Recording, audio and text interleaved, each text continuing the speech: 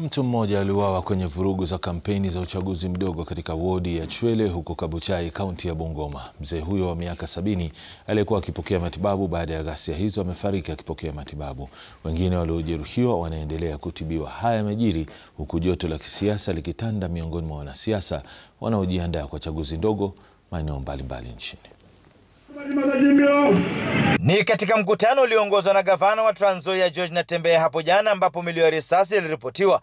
Katika purukushani hiyo, mzee wa miaka 70 aliyejeruhiwa amefariki usiku wa kuamkia leo.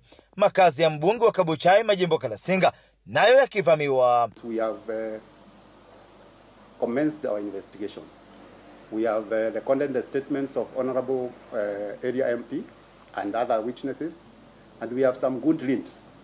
I'm asking the chairman of IEBC, the new chairman in the office, this is your acid test. This is your acid test. Tell us, if you cannot manage a ward and a property can be destroyed to this level, you still have the candidate on the ballot paper. How will you manage 2027 election, Mr. Chairman?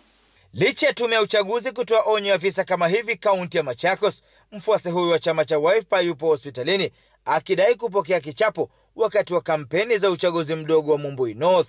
Mwakilishi wadi aliyehusishwa akikana madai hayo. Alikuwa anagonga jamaa mwingine, akapita akanigonga. Akaanza kuniambia twende hapo kwa gari tuongee. Mimi nikakataa nikaenda nyumbani. There has not been any assault to anybody. I was surprised to read from the social media that I assaulted. I don't know who. And then interestingly, they are saying that the assault was on the head, but they were able to collect some X-ray for the ribs. Katika uchaguzi mdogo wa Malava, chama cha UDA kimepigwa jeki baada ya mgombea wa chama cha DNA Joab Burundi kujiondoa na kumunga mkono mgombea wa UDA David Ndakwa. Mkuu wa mawaziri Musalia Mudavadi akitaja hatua hiyo kuwa jitihada za kutoa ushindi katika uchaguzi mdogo ambao kampeni zake zinafikia kikomo hapo kesho.